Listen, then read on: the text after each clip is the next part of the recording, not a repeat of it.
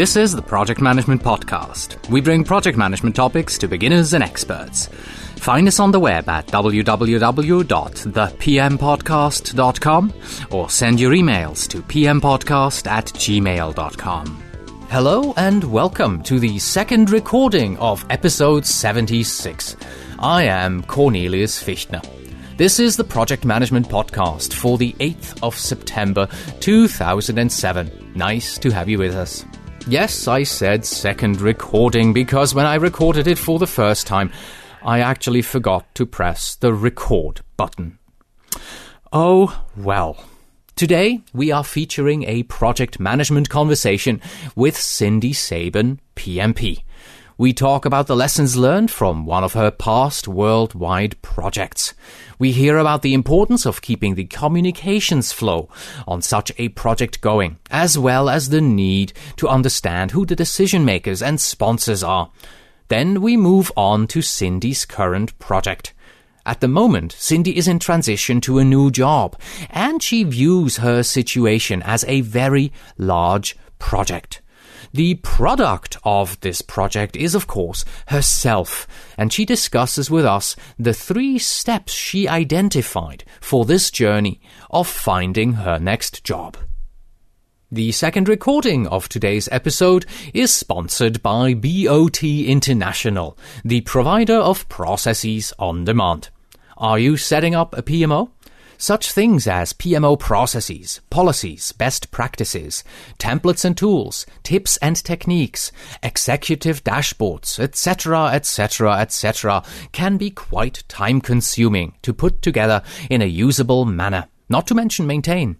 Used by more than 600 PMOs, Processes on Demand solves this problem by providing customizable processes and templates, policies and dashboards, and integration features with Microsoft Project Server and SharePoint.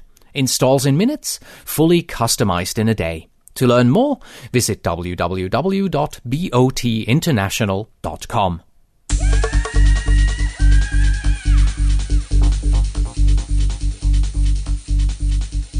During our discussion with Cindy Sabin today, we also talk about looking for a new job as a project manager. This is, of course, something that everyone will be faced with at some point during their career. And the question is, where are you going to look for your new job online?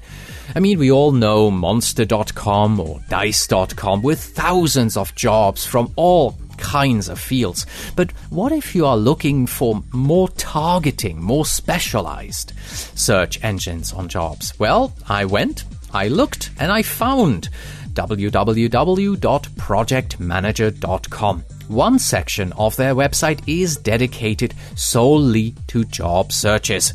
Granted, they don't have many jobs, around 50 when I looked, but the point that I'm trying to make here is that when you are looking for a new job in the project management field, don't just simply go to the main places, the major job search engines.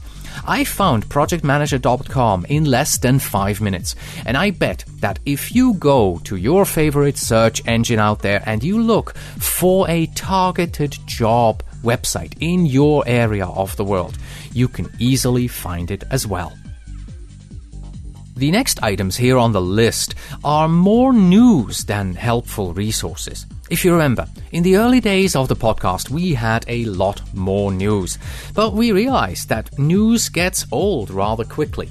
And if you listen to older episodes, it would be boring to hear about an exciting project management seminar that happened a year ago. So we stopped doing that. But we decided to revive the news for you whenever we come across news that could be called, well, timeless. If the news has informative character and would be helpful today, the next year, or even in 2 years, then you will hear it. And I have 2 such news items for you today. But to make it more interesting, you will hear one now and one after the interview. The first news item comes from the International Organization for Standardization, the ISO, which approved the initiation of a new project management standard. The project will begin later this year as a project committee under the title ISO PC 236 Project Management. Their first meeting is scheduled for the end of October 2007. And this is the good one. You can participate in this and represent your country in creating this international PM standard. 15 countries have already agreed to participate in the development of the standard, and each of these countries has already begun to establish a committee within its national standards body to work on the development of the standard. So I encourage you to participate in this ISO project committee. If you are interested, you would need to contact your national standards body. And there is, of course, a contact list available, but I'm still trying to get my hands on this. As I'm recording this, I don't have it yet, but I'm confident that I will get it, and I will put it up into the helpful resources section of today's episode. And if you hear this in 2 to 3 years, hey, there's a new ISO standard on project management available. So go and check it out.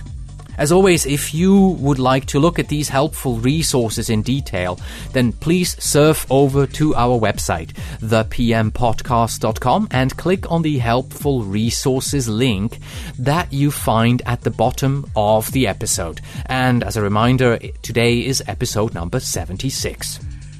And now let's head right into our main topic, the project management conversation with Cindy Sabin.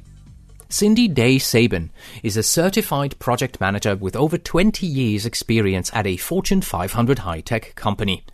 Her expertise includes a unique combination of sales, business development, training, facilitation, and, of course, project management. Over the last 5 years, she has managed multiple internal company projects, spanning multiple countries, including creating the program structure and managing a strategic 3-year initiative focused on reducing service delivery costs. While building such complex service solutions in the role of business developer, Cindy identified and documented an international deal engagement process across the sales cycle to dramatically decrease proposal turnaround time and increase deal profitability. As a second step to documenting the deal engagement process, Cindy designed a curriculum and trained sales and new hire business developers. At the same time, she contributed to the development of winning proposals of around $80 million for international corporate customers. Cindy graduated from Occidental College and currently resides with her family and a yellow lab puppy in Sacramento, California. And now, enjoy the project management conversation with Cindy Sabin, PMP.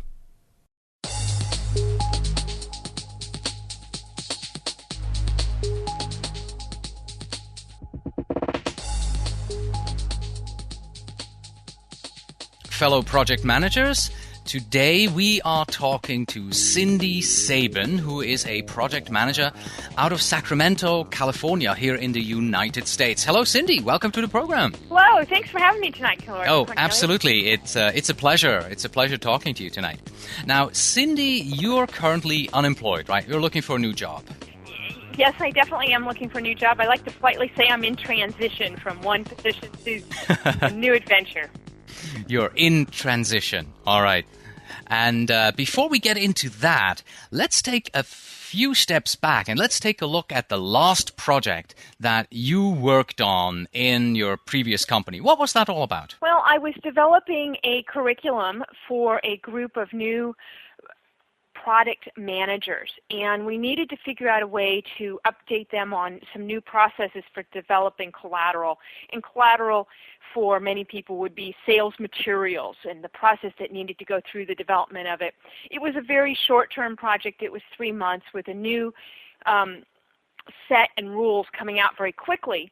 And one of the key challenges I had was that the subject matter experts were in Australia. I was in California, and several of the course developers were on the East Coast. And so we needed to coordinate time zones to make sure we got everyone together, to make sure that we could work it through to get all of the material that was needed to be put together, understanding what the new process was, which was still being developed while we were developing the course, and which is not necessarily the best way to go, but that's what timelines we were under. And the end result product was a virtual classroom type format where we were doing live sessions via the computer and the telephone of training, and then we had a web-based program that other people could go through and try and learn the new process. So that was the project I was working on most recently. Were you all from the same company, or were the others, were they contractors that were hired on? Pretty much everyone was from the same company, but we had 3 contractors that were the course development team that had worked with my company quite a bit, so they understood a lot of the rules and processes, but they were from outside. Since you had so many people from all over the world, how did you motivate them? How did you make sure that they would stay on track and that they wouldn't lose focus? And how did you manage that particular aspect of the project? Well, you had to really do communication very clearly and very effectively. And it was a matter of really, for me, making myself available at some very odd times so that I could catch them and do a lot more one-on-one motivation to keep them moving. And this project, the time they had given me for the project was probably 5% of their time, where quite a few of the subject matter experts were spending the other 80, 95% of their time developing the process, which was going hand in hand. So there was a lot of time slicing going on, and you had to really be in their face, for lack of a better way to describe it, of communicating with them effectively and keeping them excited about what you were doing and what you could bring to the table for them. Mm-hmm. And did you stay with the company until the project was finished, or did you leave before the project was finished? Most definitely. I left the company after the project was finished. I was in a situation where my company had been doing a lot of downsizing, and it was a couple months after this project ended, and I had done a couple of short-term stints on other things that I was told that my position was going to be eliminated. Okay, so what's the primary thing that you learned from that final project at your previous company? Well, one of the things I learned is that it's really important to keep the communication flow going and to understand who really are the decision makers and the sponsors. There were several situations through the process of this where the course was changed on the project. And by that I mean is that a decision had been made that we would deliver a certain amount of content in a certain manner and method, and that decision was changed by the person who was supposed to be the stakeholder, but the stakeholder changed, and then the new decision on how to do it took us back 3 weeks in the development. And so one of the things I really learned is you've got to keep on top of who your sponsor is, make sure you're understanding what their goals and objectives are, and that you are meeting their goals and objectives as you move forward, because that helps you prevent a situation that I was in where we had to step back a couple weeks in order to move ourselves back forward. Okay, so project has ended, your employment has ended with the company, and you're now in transition. You're looking for something new. So what are you finding currently? Well, one of the things that I found, Cornelius, is that I have a very unique skill set, and I have a sales background, a project management background, obviously, being certified PMP, and then I've done quite a bit of training and understand the idea of the development of training. And I'm trying to look at something to combine those. And in general, lots of the people I've been talking to, you either go a sales track or you'll go a project management track, when in reality I really believe that there's project management in just about everything that you do. So it's been fun for me in this period of transition to be talking to all sorts of different people and understand more about what they do. You learn a little bit more about what your neighbor really does. And many times you say hello to them, you're out talking to them while you're watering your plants, but you don't really know what they do from 9 to 5. Okay. And as we prepared for the interview today, you also said that, this whole job search is really like a project. Tell us a little bit more about that. I truly believe it is like a project, and that I am engaged in a very large project. The project and the product I'm selling today obviously is me. But the first part of it, and I see it as 3 steps, is that you identify who you are and what you want to do as you move forward. The second step is the project itself, and that's doing all the work to look for the job. The networking, looking on the websites, Career Builder, Monster, etc., just to name a couple off the top of my head. And the third one is getting the job, and it's closing out the project. And at that point, then you're letting other people know what you've done and what new job you're going on, because you want to try and maintain some of those relationships you've developed. And I think if I were to take it kind of another step and really look at it, is if you look at all of the 9 knowledge areas of PMBOK, in each one of those steps, you are going through the process of initiating, planning, controlling, and executing, and of course closing it. And those are each of the steps that you need to do when you're looking for the project, because you're initiating the scope of, okay, I need to go find a new job. You start planning about what kind of project you want, where you need to do it, and you start executing it. And then you have to kind of step back and control yourself by checking to see if these are the right avenues. Maybe you need to go to a new website, for example, or touch base with a new friend that you haven't spoken to in a couple of years. And then when you get the job again, you're closing the project out. So let's start at the very beginning. You started out with figuring out where you were. How did you do that? Did you find any resources for that, or did you just use an Excel file or a Word file and just start writing down your plans? Open up your bag of tricks here for us. One of the things that I was lucky enough to get was some outplacement services from the company I left. Okay. And if indeed anyone is out there with a situation where they have been given some outplacement services, I recommend you take full advantage of using them, because they were the ones that helped me walk through all of the different things I'd done. I had been with my last company over 21 years, and it sometimes at that point you're in the forest and you often can't see the trees, and you need to kind of step back and say, what have I done, and how can I combine these skills that might leverage me into something completely different? You could be in a nonprofit, for example, coming from a private company, and how you might be selling the nonprofit organization, and I'll just use the American Cancer Society because it's on the top of my head today, is you might take your sales skills to promote and sell other people to get involved in the Cancer Society. You might be using your project management to help them organize a fundraising run or something like that. You'd be using your project management. And then you might be using the training skills to teach other people about cancer and how cancer prevention.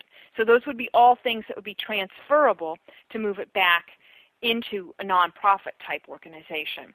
So coming back to close that, is the outplacement organization really helped me walk through and categorize what my skills were, what were the things I like to do, what are the things I hate to do, and what kind of environment I'd like to be in. Now you've figured out where you are and sort of where you'd like to go. What did you do next? Did you apply project management principles then to start looking for a new job? Did you create a schedule? Did you use any tools? One of the things that I have really done in terms of the activating it and working it is planning who you wanted to call every week and making sure that you have set up some goals and objectives from a target plan. And I should step back and say is I developed a marketing plan. That marketing plan was a list of the top companies in my area that I wanted to look at. And then in addition to that top 10, top 15, is another list of organizations and companies that I might like to look at that might be a little bit out of my area but that interest me. And I say that as a second tier because there are many corporations nowadays that will be willing to look at a person to work as a remote employee that because they have the skill set that they need. So use that as a second tier. Use that then to use the web to my advantage to research the companies, looking up different companies' websites, going out to Monster and Career Builder and researching who might be listing jobs to get a feel for what jobs are there. And then the third piece really in activating this is using the network of the people you know and not discounting that neighbor next door and what they might be. You might find out that they work in the same industry as someone you want to get into, or that they know somebody in the company you want to get to so they can give you that warm, friendly contact to get to there. That brings us right to networking, of course. Have you, I know you're a member of the PMI Sacramento Valley chapter in California. Have you ramped up your networking as well as part of the project that you're currently running? Yes, I have. And for me, the PMI chapter has been awesome. It's been a great way to get to know a lot of people that I was not interacting with because they're not in my industry, and to understand what other people are doing. And a good example is that Sacramento is the state capital of California, and there are a lot of people working in the state government, which myself, coming from private industry, did not understand how transferable my skills were to some of the government agencies. What have you found? Are they transferable? Are they not transferable? The skills are definitely transferable, and it's been actually a lot of fun to realize how transferable they are. and in some senses, it's like, opening the grocery store and saying you can have anything you want to eat, and you go, whoa, I could be over here, I could be over here, I could be over here. And so there's a lot more choices than I really realized I had. And by being willing to open myself up to not stay in the high-tech industry and say, I might be okay and happy working in the state government or for a smaller company that is selling to the state, is another thought. So coming back to answer your question more directly, it's realized how many opportunities really are out there that I can transfer my skills, and what I need to do is weed through which ones are there and which ones fit what I want to do the best. That was sort of the planning, the executing of your job search, and at some point you're definitely going to have to start closing on that job search project. I know that's ahead of you, right? But yeah. Have you already thought ahead as a project manager? How are you going to approach that closing? For me, I think it'll be a matter of really letting everyone that I have worked with and talked with know that I have found a job. For me, that communication would be a lot of email and phone calls, depending on what information is needed. But I also think that one thing that I have really learned in this process is that I have to keep up the network. And a lot of the leads and things that I have followed have really come from the network. The people I've met, the people I've talked to have led me to other individuals.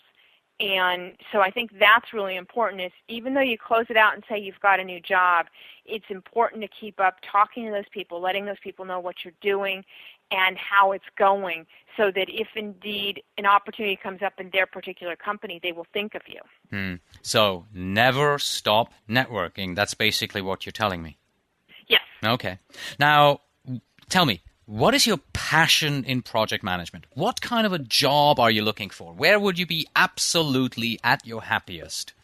Well, Cornelius, I'm looking for something that would allow me to be a program manager that would allow me to help others. And with that, I really see myself doing training and facilitation where I am helping sales teams, more the front end of the business, solve problems and meet what their customers' needs are, possibly even being in front of the customer, and the ability to communicate and come back to the division or the factory to come up with what the correct solution is.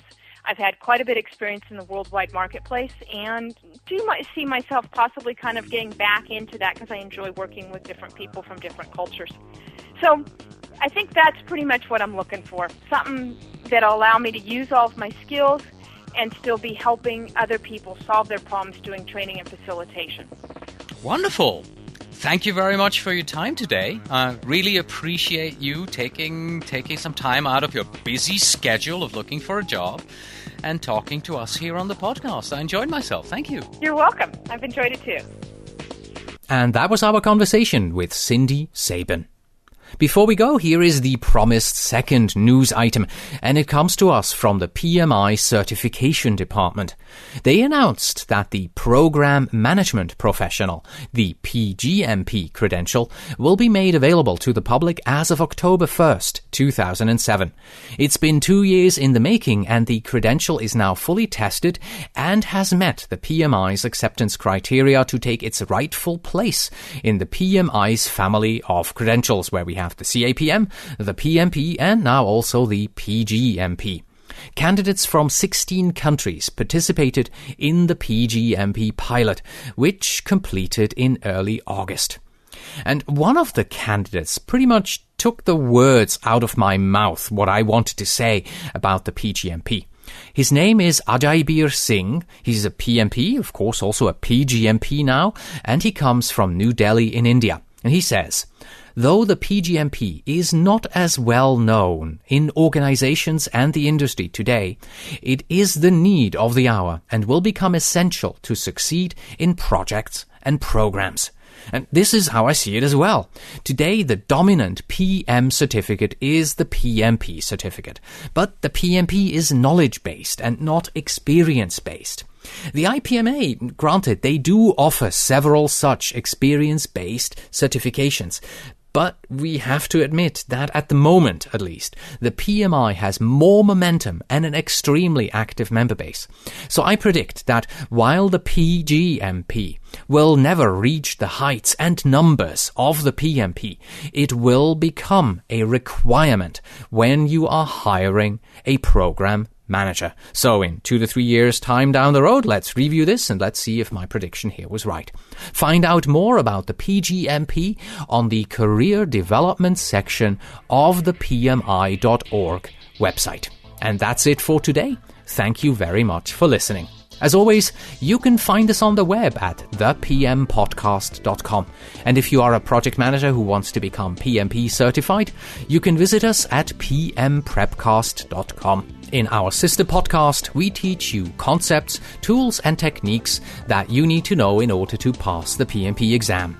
Please send your emails to pmpodcast@gmail.com. And when you write, please tell me where in the world you are writing from. And finally, we have this. You don't have to plan your project. After all, success isn't mandatory. Until next time.